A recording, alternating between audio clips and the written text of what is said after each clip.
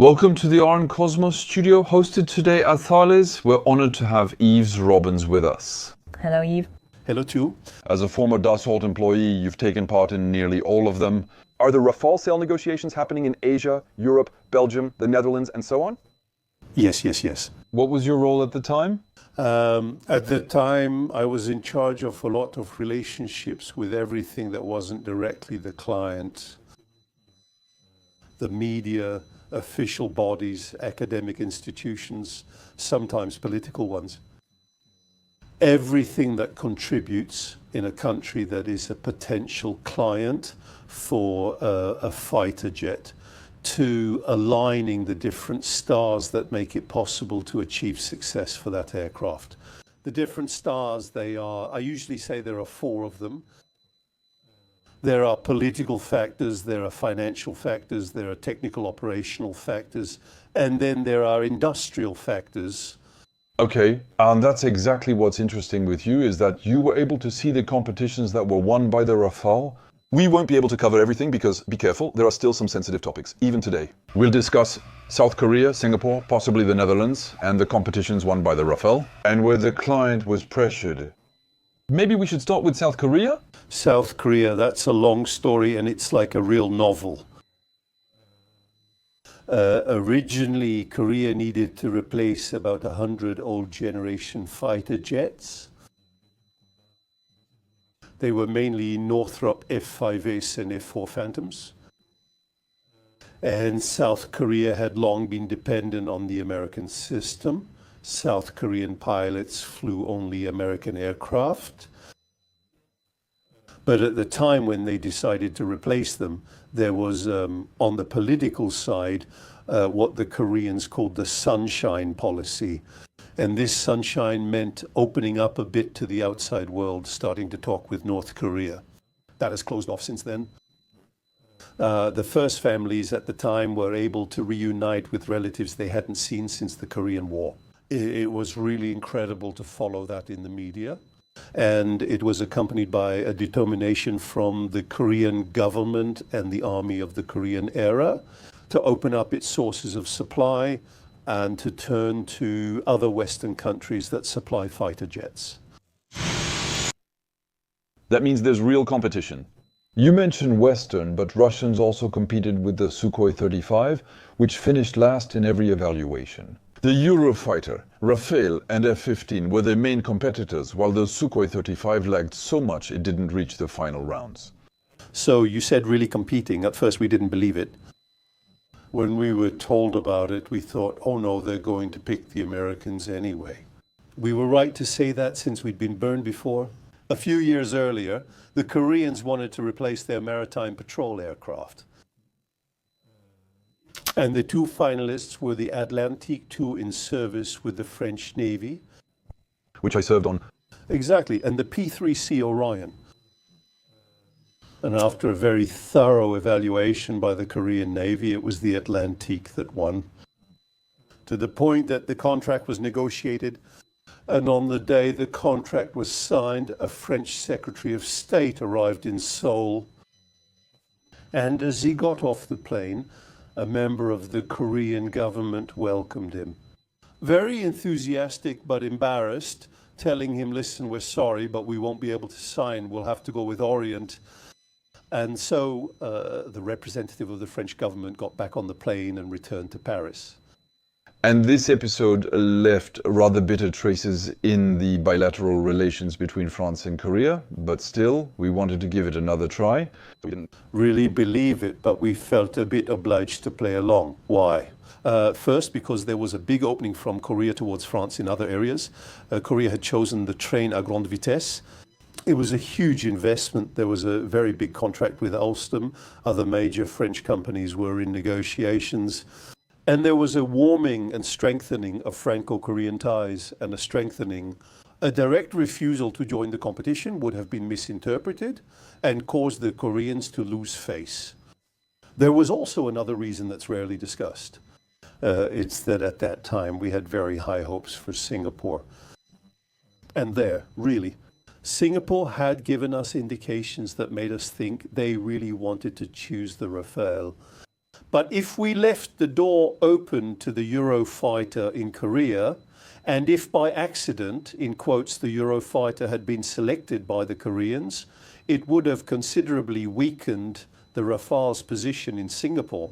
So we couldn't afford not to take part in the Korean competition, even if we went there a bit reluctantly and didn't really believe in it at first. So the competition is still on, right? The competition continues. Very quickly, the Koreans rule out the Sukhoi. Because it's really inferior. It's not about diplomacy this time, right?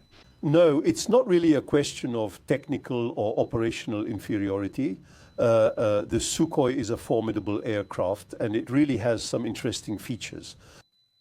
But the Koreans quickly understood that when it comes to support and cost per flight hour,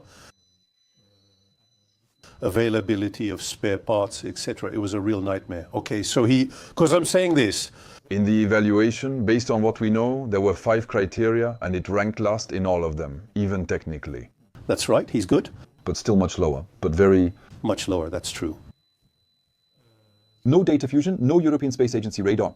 Absolutely, absolutely, it even is. Important. Yes, absolutely, absolutely. And so we end up with the Eurofighter, the F-15 and the Rafale. The F-15 is still in a relatively unclear technical operational area, because we have to remember that we're in the 2000s and that the European Space Agency radar, we're still using passive antennas. The American F-15S are not yet flying with an active antenna. Well, they're offering the active antenna to Korea, but the Koreans aren't really sure what kind of performance this radar will be able to achieve. The French, they won passive antenna European Space Agency in service, among others with the Navy. Yes, but the antenna is not there yet. But it's promising and makes us think there will be performances that are interesting. The F-15 lacks data fusion. It has an electronic warfare system that is clearly inferior to Spectra. So, from a technical and operational standpoint, the Rafale being offered to Korea is clearly superior to the F-15K. That's clear. The evaluation report will show that later. Absolutely. So, first of all, how do we know that the Rafale won this competition? Because at first glance, it wasn't their intention to share that information. Absolutely. The Koreans went about it the way it's usually done. They set up an evaluation committee made up of members of the Korean Air Force. And then, alongside that, that's for the technical operational aspect. Alongside that, the French industry came together and made a very big effort to offer the Korean aerospace industry a package of research, development, and production that are truly attractive. It's important to keep in mind that at that time, the Koreans had an obsession to produce a fighter jet of their own, which would today be the T-50, right? Okay, maybe the little one. The little one. Back then, they wanted a big one, but they lowered their ambitions. And so what the French industry had proposed was to start gradually to produce Rafale components in Korea, to gradually transfer technologies. Gradually more orders and contracts followed as the 45 planned aircraft were intended only as a start. Additional batches were planned as more orders arrived. To transfer increasingly large parts of Rafale production so that in the end the Korean industry, thanks to the technologies that were transferred, could develop its own fighter jet in cooperation with the French aerospace industry. It was a good plan indeed. And then there was the financial aspect. And there, it must be said, we were extremely favored by the circumstances. We are in a time when the dollar rate is very high, and we are coming with the Rafale with an offer that is the program, the whole package of the program. It was about $4.5 billion. We are coming in with an offer that is $400 million lower than that of the F-15. regarding the industrial part and economic.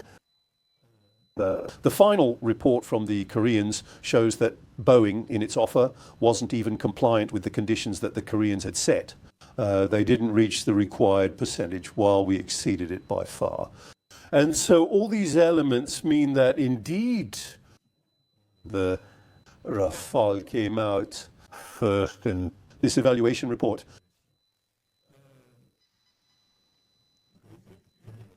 A decision is the result of four factors, as I said.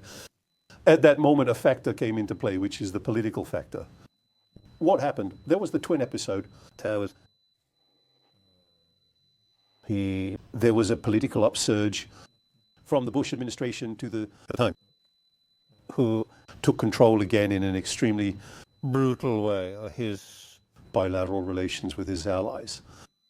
And there they clearly sent the message to the Koreans that there was no question of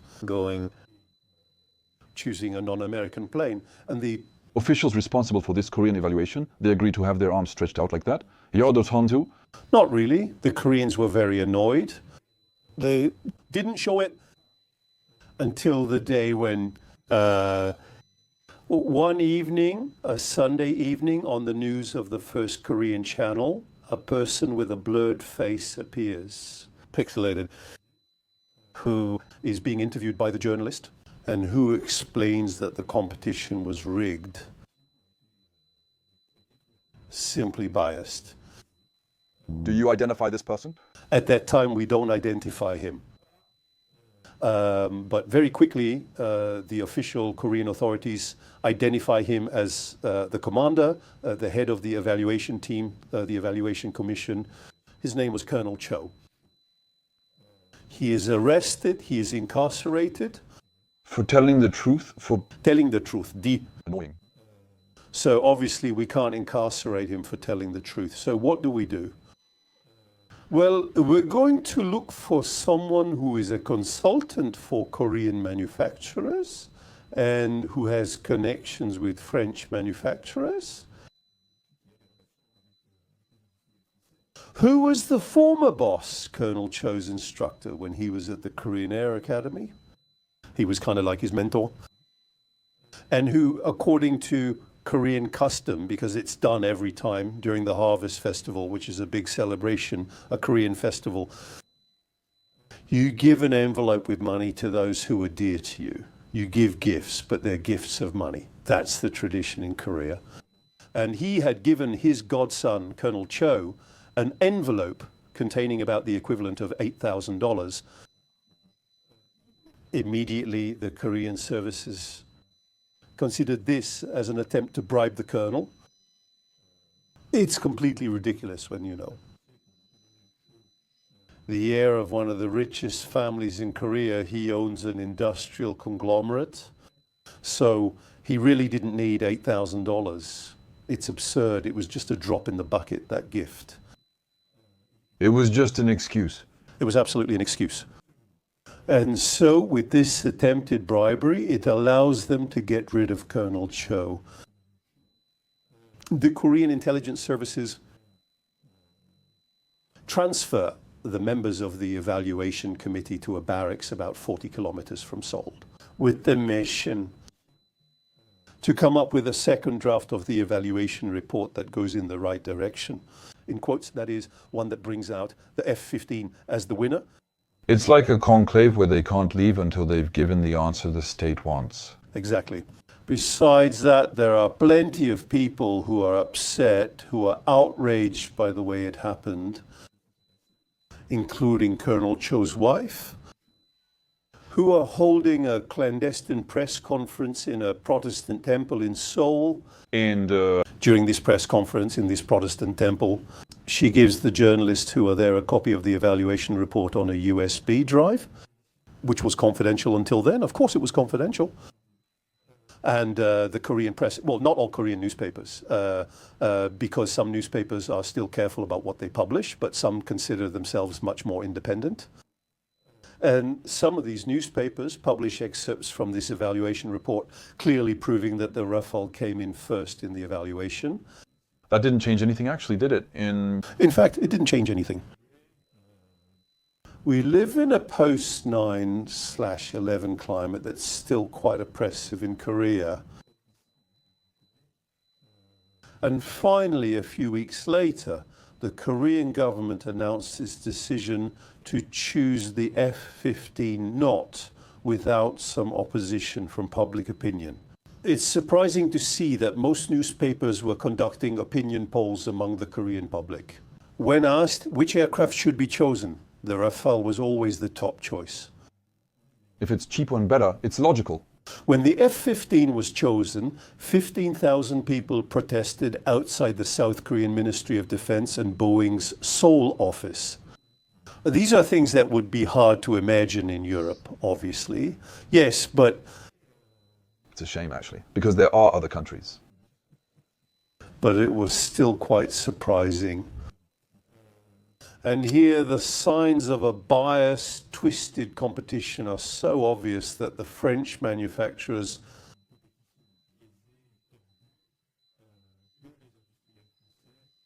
decide to react anyway. They had to save face. They had to show those in the countries where they were competing elsewhere that the Rafale was coming out of this competition with its head held high. And then the French manufacturers decided to take the Korean government to the Korean Supreme Court. No, for not having chosen the Rafale, because choosing a fighter jet is a sovereign and political decision of a country, and no one can challenge it. It's completely legitimate. But not having respected the rules of an international competition while assuring the competitors that these rules would be respected, and making them spend a lot of money, because we shouldn't kid ourselves. An evaluation campaign for any competitor in this field is a huge amount of money. At the time, it must have cost several million euros. And so the French manufacturers asked the Supreme Court for the reimbursement of that amount. Clearly, the Supreme Court was embarrassed and couldn't rule against the Korean government. So, in its ruling, it didn't say that the French industrialists were wrong, but it said that it couldn't establish the truth of the French allegations because the Korean General Staff refused to give them the case files, citing national defense secrecy, and so it was not able to make a ruling. Well, a bad experience? Bad experience, interesting experience, but still an experience that allowed the Rafale to hold its head high in the outside world and in front of potential client countries. Next time we'll discuss the other cases in detail.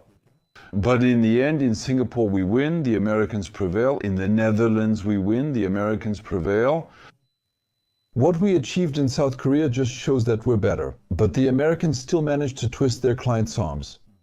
Of course, yes. Often the Rafale wins the competition, but it's the Americans who signed the contract. We'll still see that afterwards. We won plenty of competitions in Brazil, in Switzerland, in 2008, and so on. Fortunately, there were still other countries like Egypt and India that finally took the step. Because actually these are countries that managed to be independent from the United States. That's really the main factor that was blocking the Rafale until then. Yes, the Rafale managed to establish its technical and operational superiority. And then again, on the political side, there are many countries that want to diversify their sources of supply. And that's what we see today. That's what we've always seen in the export of French fighter jets. There are a lot of countries that either can't acquire American planes or have American planes but want to diversify their sources of supply. You mentioned Egypt. We can also mention Greece. In the past, we could have mentioned Pakistan. We can mention India, which has a source of supply from the former Soviet Union and then from France. Spain, for example, in the 1960s. Or Morocco for that matter. Rafale, Morocco, yes, but before with Mirage F1 and Northrop F5, that was often the case in the past, and it continues to be so today. Indonesia as well. Well, actually, only good examples. Yves, thank you. Friends, we hope you enjoyed. If you liked this video and you're interested in this topic, we'll make another video about it soon. We'll talk about the Netherlands and Singapore. We hope you enjoyed it, and we'll see you very soon. Thank you, Yves.